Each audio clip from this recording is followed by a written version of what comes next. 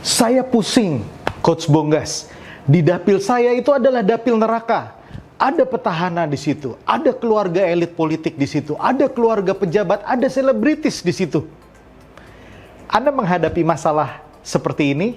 Anda merasa dapil Anda dapil neraka? Mari kita bahas bersama. Hai Sobat Politician Academy, bertemu lagi dengan Bonggas Chandra, Coach dari Politician Academy. Materi kita tentang dapil neraka. Mungkin Anda merasa dapil Anda dapil neraka. Dapil Anda sangat kompetitif dibandingkan dengan dapil-dapil lain. Kita bahas bersama bahwa menurut saya semua dapil adalah dapil neraka. Kenapa? Karena dua hal. Yang pertama, ini adalah event 5 tahun sekali. Semua partai politik pasti menginginkan menang. Sehingga dia pasti akan menempatkan orang-orang terbaik sebagai etalasenya, sebagai vote getters-nya yang bisa meraup suara sebanyak mungkin sehingga mereka bisa mendudukan sebanyak-banyaknya caleg-caleg mereka ke dalam legislatif di daerah tersebut. Alasan yang kedua, makin banyak orang yang tertarik masuk ke dalam bidang politik, terutama menjadi anggota legislatif. Bayangkan saja, di tahun 2019 dengan 16 partai politik nasional dan 4 partai politik lokal di Aceh, itu terdapat 245.106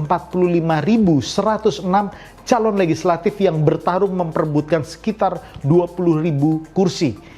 Teman-teman bisa bayangkan di 2024 nanti terdapat tambahan partai politik, di mana partai politik nasionalnya menjadi 18 partai politik, sedangkan partai politik lokalnya menjadi 6 partai politik lokal di Aceh. Secara otomatis ini berarti persaingan lebih tajam dan jumlah mereka yang bertarung akan semakin banyak. Jadi menurut saya semua dapil adalah dapil neraka. Anda jangan GR merasa bahwa cuma di daerah Anda dapilnya itu kompetitif. Karena di setiap daerah pasti ada petahana, pasti ada elit politik yang kuat, pasti ada keluarga-keluarga dari pejabat ataupun elit politik yang masuk, termasuk juga mungkin selebriti. Kunci berikutnya adalah bagaimana cara supaya Anda bisa menang di dapil Anda yang Anda katakan dapil neraka.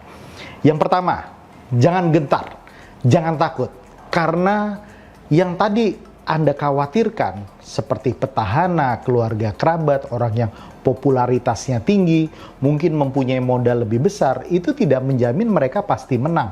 Ya, kita sudah melihat banyak bukti mereka yang punya uang paling banyak belum tentu menang. Kita juga sudah mendapatkan bukti bahwa mereka yang punya popularitas tinggi pun tidak menjamin kemenangan itu tercapai. Termasuk mereka yang berasal dari keluarga pejabat. Oleh karena itu, mental Anda harus kuat dulu. Anda nggak boleh langsung menyerah. Jangan gentar hadapi permasalahan tersebut. Yang kedua, Anda perlu melakukan political mapping atau pemetaan politik yang sangat komprehensif. Ibarat kita mau maju perang, kita harus paham dengan kualitas kita, dengan kualifikasi kita, dengan senjata apa yang kita mau manfaatkan atau pergunakan. Kita harus paham dengan medan perangnya. Kita harus paham dengan apa keinginan masyarakat di daerah situ. Apa yang diharapkan oleh masyarakat. Kita harus paham juga dan mengetahui bagaimana kompetitor kita. Bagaimana sebaran suara dari incumbent atau petahana. Atau kompetitor-kompetitor baru yang muncul baru di Pileg 2024. Nah, untuk ini konteks political mapping, Politician Academy mempunyai sebuah tools yang mungkin bisa membantu Anda. Dan saya yakin kalau Anda pakai ini, Anda akan sangat terbantu dalam konteks memetakan daerah pemilihan Anda. Ini bisa dilihat di dalam konten saya sebelumnya di konteks strategic political mapping. Langkah ketiga yang perlu Anda lakukan adalah Anda menguatkan 3 pilar Anda. Pilar yang pertama adalah pilar dana atau manajemen logistik Anda. Jadi tentu saja Anda harus memiliki dana atau political cost untuk maju. Di sini saya tidak berbicara mengenai money politik, tapi political cost yang Anda perlukan untuk menggerakkan mesin pergerakan politik Anda. Itu yang pertama, manajemen logistiknya juga harus benar. Yang kedua, pilar kedua adalah tim ses. Anda harus mulai merekrut tim ses yang solid dan loyal dengan Anda. Karena Anda nggak bisa bekerja sendiri. Tetapi pembentukan tim yang solid dan loyal dengan mekanisme di dalamnya seperti job description, rewards and punishment, insentif, sistem monitoring, itu harus lengkap ada di sini. Sehingga nanti tim ses Anda bisa secara profesional bekerja untuk Anda, secara loyal dan solid bekerja untuk Anda tanpa mengeruk dana dan logistik yang Anda sudah siapkan dengan hasil yang tidak jelas. Pilar ketiga itu adalah pilar strategi, di mana di dalam pilar strategi ini Anda harus bisa mengetahui strategi yang tepat yang bisa Anda pakai di daerah Anda. Karena satu strategi belum tentu cocok di semua daerah. Nah, strategi secara umum terbagi menjadi strategi penggalangan suara dan strategi pengamanan suara.